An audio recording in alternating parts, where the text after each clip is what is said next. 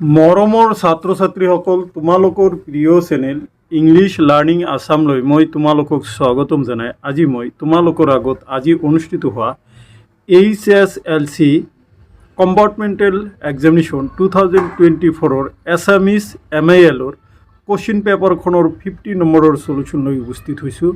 মৰমৰ ছাত্ৰ ছাত্ৰীসকল, আশা কৰিম তোমালোকে এই ভিডিঅ'ৰ জৰিয়তে যিসকলে পৰীক্ষা দিলা তোমালোকে তোমালোকৰ কুৱেশ্যনৰ আনচাৰসমূহ এই ভিডিঅ'ত দিয়া আনচাৰৰ লগত মিলাই চাব পাৰিবা।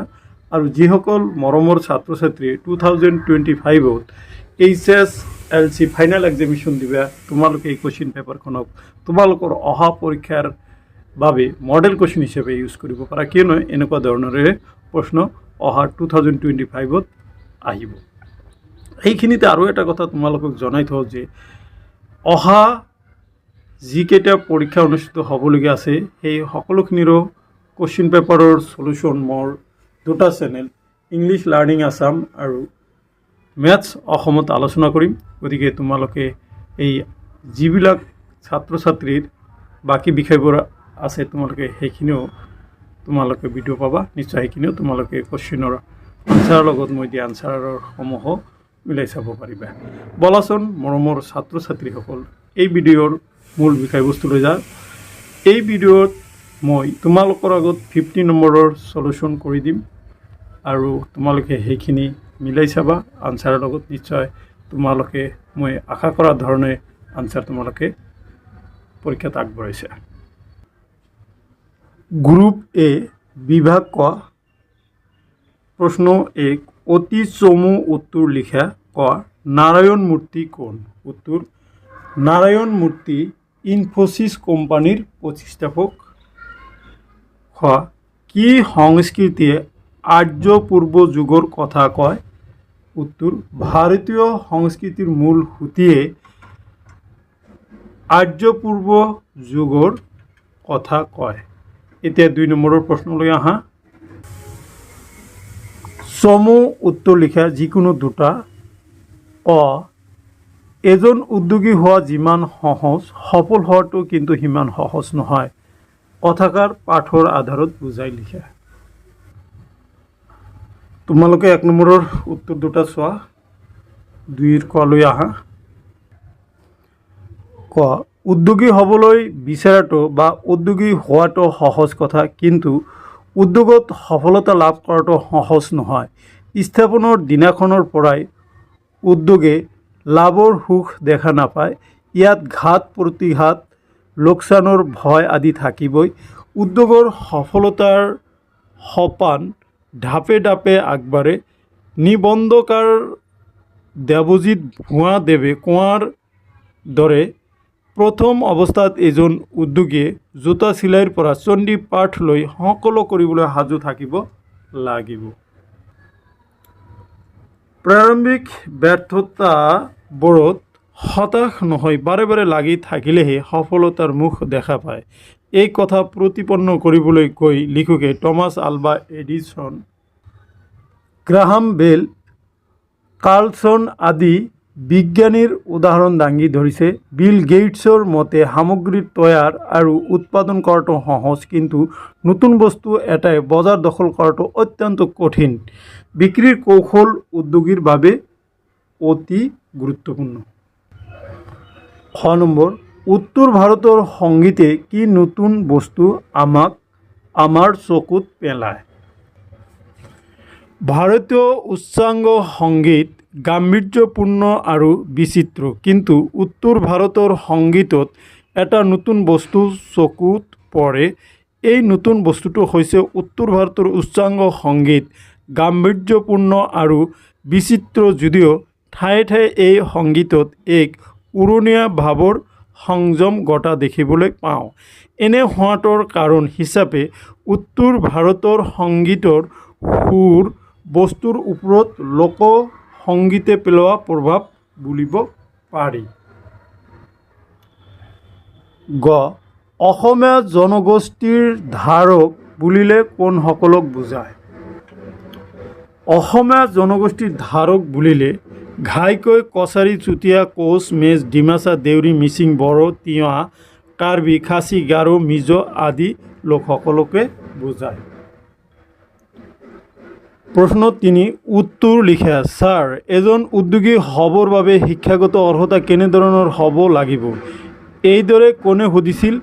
তাৰ উত্তৰত শিক্ষকে কি কৈছিল বুজাই লিখা। উত্তৰ, উপৰোক্ত কথাষাৰ সুধিছিল প্ৰীতমে। ইয়াৰ উত্তৰত শিক্ষক প্ৰকাশ গোস্বামীয়ে কৈছিল যে উদ্যোগৰ দিশৰ ওপৰত নিৰ্ভৰ কৰি ভিন ভিন অৰ্হতাৰ প্ৰয়োজন হয়। ধাবা বা গেলামাল আৰু পাচলিৰ দোকান খুলিবলৈ বিশেষ শিক্ষাগত অৰ্হতাৰ প্ৰয়োজন নাই। অৱশ্য সফল হ'বলৈ এইবোৰতো বুদ্ধি আৰু সাধাৰণ জ্ঞান প্ৰয়োজনীয়। বিউটি পাৰ্লাৰ, বৈদ্যুতিক সামগ্ৰীৰ মেৰামতি বা বিক্ৰীৰ দোকান আদি খুলিবলৈ নিজ নিজ ক্ষেত্ৰত দক্ষতা প্ৰয়োজন। তথ্য প্ৰযুক্তিৰ উদ্যোগ আদিৰ বাবে নিৰ্দিষ্ট বিষয়ত অভিযান্ত্ৰিক ডিগ্ৰী থাকিব লাগে। লগতে লাগে মেনেজমেণ্টৰ ডিগ্ৰী। নাৰ্ছিং হোম খুলিবলৈ চিকিৎসা বিজ্ঞানৰ ডিগ্ৰীৰ প্ৰয়োজন। খ নম্বৰ, সংস্কৃতিৰ অবিচ্ছিন্ন ধাৰাই হৈছে ভাৰতীয় জীৱনৰ মূল সম্পদ। ভাৰতীয় সংস্কৃতি পাঠটিৰ সহায়ত বুজাই লিখা। ওপৰৰ কথাফাকি হেম বৰুৱা ৰচিত ভাৰতীয় সংস্কৃতি নামৰ মননশীল প্ৰবন্ধটোৰ পৰা উদ্ধৃত কৰা হৈছে। সংস্কৃতিৰ অবিচ্ছিন্ন ধাৰাটোৰ গুৰুত্ব সন্দৰ্ভত ক'বলৈ গৈয়ে লিখকে উপৰোক্ত কথাষাৰ কৈছে। বিশাল ভাৰতবৰ্ষ এটা জাতিৰ লোকৰ বসতিস্থল নহয়। ইতিহাসৰ বিভিন্ন সময়ত ভাৰতত আৰ্য, অনাৰ্য, মংগোলীয়, দ্ৰাবিড়ীয় আদি লোক ভাৰতলৈ আহি ইয়াতে নিগাজীকৈ থাকিবলৈ লয়। প্ৰত্যেক জাতিৰ বিভিন্ন স্তৰৰ সংস্কৃতিৰ উপাদানৰ সৎ উপসৎ মিলিয়ে ভাৰতীয় সংস্কৃতিৰ মহাসাগৰ ৰচিত হৈছে। এইসকলৰ পাছতে গ্ৰীক, শক, হুন আদি লোক ভাৰতলৈ আহি নিগাজীকৈ থাকিবলৈ লয়। এওঁ সকলৰ সংস্কৃতিৰ উপাদানো ভাৰতীয় সংস্কৃতিত মিহলি হৈ ভাৰতীয় সংস্কৃতিৰ মহাসাগৰত পুনৰ নতুন উপাদান সোমাই পৰি সংস্কৃতিৰ ধাৰাটো নতুনকৈ জীপাল কৰি তোলে। ভাৰতলৈ মুছলিম আৰু মোগল সকলৰ আগমন ঘটে। এইসকলৰ সংস্কৃতি সমল পুনৰ ভাৰতীয় সংস্কৃতিত সোমাই পৰাত ভাৰতীয় সংস্কৃতিৰ ধাৰাটো আকৌ নতুন তেজেৰে তেজাল হৈ প্ৰবাহিত হ'বলৈ ধৰে। ইয়াৰ পাছত ইংৰাজ, ফৰাচী, পৰ্তুগীজ আদি ইউৰোপীয় লোকসকলৰ ভাৰতলৈ আগমন ঘটে আৰু এইসকলৰ কিছু কিছু সাংস্কৃতিক উপাদানো ভাৰতীয় সংস্কৃতিত সোমাই পৰি ভাৰতীয় সংস্কৃতিৰ ধাৰাটোক এক অবিচ্ছিন্ন ধাৰাৰ গতি দিয়ে। এনে কাৰণে ইতিহাসৰ বিভিন্ন সময়ত বিভিন্ন জাতিৰ সাংস্কৃতিক অৱদান ভাৰতীয় সংস্কৃতিৰ ধাৰাটোত সংযোজিত হৈ ইয়াৰ নিৰ্বিচ্ছিন্ন প্ৰবাহমানতা অক্ষুণ্ণ ৰখাৰ বাবে লিখকে উপৰোক্ত মন্তব্য কৰিছে। এনেদৰে বিভিন্ন জাতিৰ অৱদানপুষ্ট সংস্কৃতিয়ে ভাৰতীয় জাতীয় জীৱনক সহনশীল আৰু আন জাতিক গ্ৰহণ কৰা আনৰ সংস্কৃতিক আদৰি ল'ব পৰা মহত্ব প্ৰদান কৰিছে আৰু ভাৰতৰ ঐক্য সংহতি ৰক্ষাত সহায় কৰি আহিছে বাবেই এনে সংস্কৃতিক ভাৰতীয় জীৱনৰ মূল সম্পদ বুলি আখ্যা দিছে। গতিকে তোমালোকে এইখিনি ব্যাখ্যাৰ কাৰণে দিলেও হ'ব। তোমালোকে প্ৰশ্নটো আনচাৰ যদি তোমালোকৰ দিয়া প্ৰশ্নমতে আহে সেনেকৈ দিলেও হ'ব। গতিকে যিসকলে ব্যাখ্যা পঢ়িবা তোমালোকে ব্যাখ্যাৰ কাৰণেও এইটো তোমালোকে কৰি দিব পাৰা। অতি চমু উত্তৰ লিখা। ইণ্টাৰনেটৰ তিতা মিঠা পাঠটিৰ লিখক ডক্টৰ প্ৰণয়ী দত্তই কি বিষয়ত ডক্টৰেট ডিগ্ৰী লাভ কৰিছিল? উত্তৰ, মহাজাগতিক ৰশ্মিৰ ৰেডিঅ'ৰ বিষয়ে ডক্টৰেট ডিগ্ৰী লাভ কৰিছিল। খ, অৰুণিমা সিনহাৰ কোনবিধ খেলত বিশেষ দক্ষতা আছিল? উত্তৰ, ভলীবলত। প্ৰশ্ন 5, এইটো নেক্সট ভিডিওত আলোচনা কৰিম। প্ৰশ্ন 6 তলৰ যিকোনো এটা প্ৰশ্নৰ উত্তৰ দিয়া। ইণ্টাৰনেটৰো মিঠা সুবিধাৰ লগতে তিতা অসুবিধাও আছে। কথাষাৰৰ বক্তা কোন? ইণ্টাৰনেটৰ সুবিধা আৰু অসুবিধাৰ বিষয়ে পাঠৰ আধাৰত বুজাই লিখা। ইণ্টাৰনেটৰো মিঠা সুবিধাৰ লগতে তিতা অসুবিধাও আছে। কথাষাৰৰ বক্তা হ'ল শ্ৰাৱণা বাইদেউ। ইণ্টাৰনেটত ব্যৱহাৰ কৰি কুঁৱলী ভাৰাক্ৰান্ত হৈ পৰিছিল। ইণ্টাৰনেটৰ পৰা তাই ভাল বহুতো অভিজ্ঞতা অৰ্জন কৰিলে যদিও তাইৰ কিছুমান বেয়া অভ্যাসো গঢ় লৈছিল। কিন্তু সময়মতে তাইৰ সুবুদ্ধিৰো উদয় হ'ল। তাই গৈ বিশ্ববিদ্যালয়ত পদাৰ্থ বিজ্ঞানত গৱেষণা কৰি থকা শ্ৰাৱণা বাইদেউৰ কাষ পালেগৈ। কুঁৱলীয়ে তাইৰ মনৰ মাজত থকা দোদুল্যমান অৱস্থাটোৰ কথা তেওঁৰ আগত প্ৰকাশ কৰিলে। তেতিয়া শ্ৰাৱণা বাইদেৱে হাঁহি এটা মাৰি কৈছিল যে সকলো বস্তুৰে ভাল বেয়া দুটা দিশ আছে। সূৰ্যৰ পোহৰে জীৱজগতৰ যিদৰে উপকাৰ কৰে, ঠিক একেদৰে সূৰ্যৰ উৎকট গৰমে জীৱজগত ধ্বংসও কৰে। কিন্তু সেই বুলিতো সূৰ্য নোহোৱাকৈ চলাটো একেবাৰে অসম্ভৱ কথা। সেইদৰে ইণ্টাৰনেটৰ মিঠা তিতা সুবিধা আৰু অসুবিধাও আছে। মিঠা সুবিধাসমূহে মানৱ সভ্যতাক উন্নতিৰ জখলাত ত্বৰিত গতিৰে আগবঢ়াই নি উন্নতিৰ পথ আগবঢ়াই নিয়ে। ভাল দিশটোৰ কথা বিশেষভাৱে গুৰুত্ব দি বেয়া দিশবোৰ নিজে সংস্কাৰ কৰি ল'ব লাগিব। ফেচবুক, হোৱাটছএপ আদি ছ'চিয়েল মিডিয়াৰ জগতখনত নতুন প্ৰজন্ম সোমাই পৰি বাস্তৱৰ কিতাপৰ জগতখন খেল ধেমালি আদিৰ পৰা আঁতৰি আহিছে। কেতিয়াবা মোবাইলত ভুৱা বাতৰি প্ৰচাৰ কৰিও পৰিৱেশ প্ৰদূষিত হৈছে।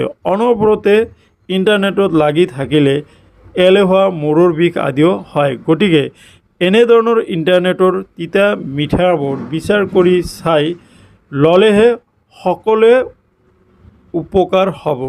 এইদৰে শ্ৰাৱণা বাইদেৱে কুঁৱলীৰ মনত সৃষ্টি কৰা চিন্তাক বুজাই বঢ়াই কুঁৱলীক আশ্বস্ত কৰিছিল। এতিয়া মই তোমালোকক 7 নম্বৰৰ প্ৰশ্নৰ উত্তৰটো আলোচনা কৰিম। অতি চমু উত্তৰ লিখা। ক চন্তৰী মানে কি? উত্তৰ চন্তৰী মানে প্ৰহৰী। হয়, লিখকে বুশ্বেৰত কি আছে বুলি সুধিছে। উত্তৰ লিখকে বুশ্বেৰত নিউক্লিয় ৰিয়েক্টৰ আছে বুলি শুনিছে। আনচাৰখিনি তোমালোকে চাই লোৱা। অ'কে। 8 আৰু 9 নম্বৰৰ কাৰণে তোমালোকে নেক্সট ভিডিঅ'ত কাৰণে ৰখিব লাগিব। এতিয়া মই তোমালোকৰ আগত কোশ্চিন 10 অৰ্থাৎ কবিতা অংশ আলোচনা কৰিম। 10 নম্বৰ অতি চমু উত্তৰ লিখা। ক কবিয়ে বান্ধৱ বুলি কাক সম্বোধন কৰিছে? উত্তৰ কবিয়ে বান্ধৱ বুলি ভগৱানক সম্বোধন কৰিছে।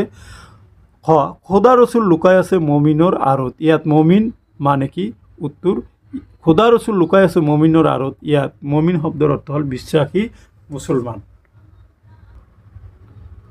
11 চমু উত্তৰ লিখা। ব্ৰজাৱলী ভাষাৰ বিষয়ে এটি টোকা লিখা। এইটো ইজি, তোমালোকে কিতাপত আছে নিশ্চয় পাইছা, তথাপি মই তোমালোকক দেখাই দিছোঁ। তোমালোকৰ 3 নম্বৰ পেজত চোৱা, ব্ৰজাৱলী ভাষা বুলি লিখা আছে। ব্ৰজাৱলী ভাষা এক প্ৰকাৰ কৃত্ৰিম সাহিত্যিক ভাষা। শংকৰদেৱৰ সময়ত অসম, বংগ আৰু উৰিষ্যাত এটা কৃত্ৰিম ভাষাৰ মাধ্যমত ভগৱান শ্ৰীকৃষ্ণৰ লীলা বিষয়ক গীত পদৰ সৃষ্টি হৈছিল। এই সাহিত্যিক ভাষাক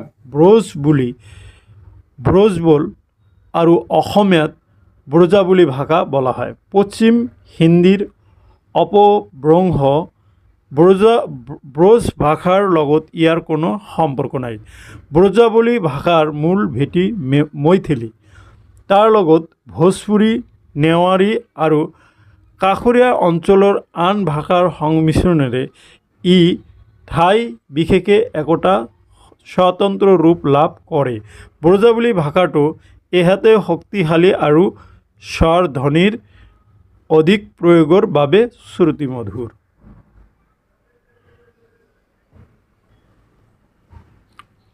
খ হজত মইনা আছে ঘনে লগাই মাত ভাৱ বহলাই লিখে।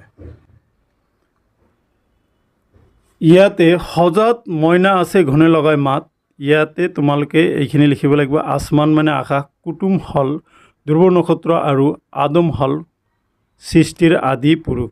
এই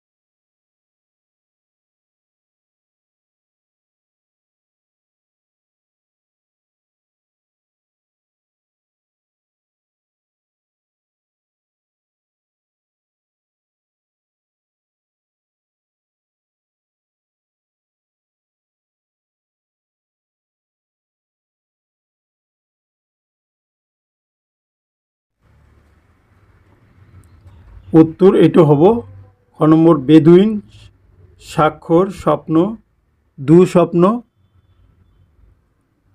আৰু কিছু কথা, ছন্দহাৰাৰ কবিতা। এতিয়া মই তোমালোকৰ আগত 15 নম্বৰৰ পৰা প্ৰশ্নখিনি অলপ দেখাই দিম, তাৰপিছত গ্ৰুপ বিত তোমালোকক আলোচনা কৰিম। তোমালোকে প্ৰশ্নখিনি চাই যোৱা, যিহেতু এই কুৱেশ্যন পেপাৰ পাবলৈ অলপ টান। গ্ৰামাৰ পাৰ্টটো মই নেক্সট ভিডিঅ'ত আলোচনা কৰিম, তোমালোকে গ্ৰামাৰ পাৰ্টটো চাই যোৱা, এইটো খুব দৰকাৰী পাৰ্ট। নেক্সট যিবিলাকে পৰীক্ষা দিবা যিকোনো পৰীক্ষাৰ কাৰণে এইটো খুব দৰকাৰী ওকে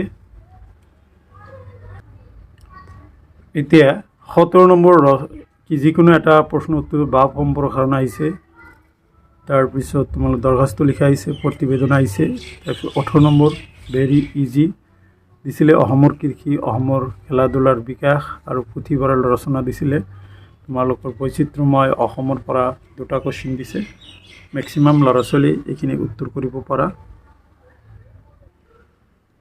এতিয়া মই তোমালোকৰ আগত গ্ৰুপ বি বিভাগ খটো আলোচনা কৰিম 21 নম্বৰ তলৰ যিকোনো এটাৰ অতি চমু উত্তৰ লিখা ক বিখ্যাত যোগ অধ্যায়টো কোনে কাৰ আগত কৈছিল সঞ্জয় ধৃতৰাষ্ট্ৰৰ আগত কৈছিল হ চাণক্য কোন আছিল চাণক্য মৌৰ্য বংশীয় ৰজা চন্দ্ৰগুপ্তৰ ব্ৰাহ্মণ মন্ত্ৰী আছিল এতিয়া তোমালোকে 22 নম্বৰ 23 নম্বৰ এইখিনি অলপ দীঘল প্ৰশ্ন তোমালোকে এইখিনি আনসাৰৰ কাৰণে নেক্সট ভিডিঅ' চাব লাগিব এতিয়া 24 নম্বৰলৈ আহা 24ত দিছে অতি চমু উত্তৰ লিখা ক কি ৰূপ ধাৰণ কৰি কৃষ্ণই বলিক ছলনা কৰিছিল উত্তৰ বামন ৰূপ হ ভাঙিব লাগিব শিল নামৰ গীতটিৰ ৰচয়িতা কোন উত্তৰ ভাঙিব লাগিব শিল নামৰ গীতটিৰ ৰচয়িতা হল অম্বিকাগিৰি ৰায় চৌধুৰী এতিয়া 25 নম্বৰটো চোৱা তাৎপৰ্য ব্যাখ্যা কৰা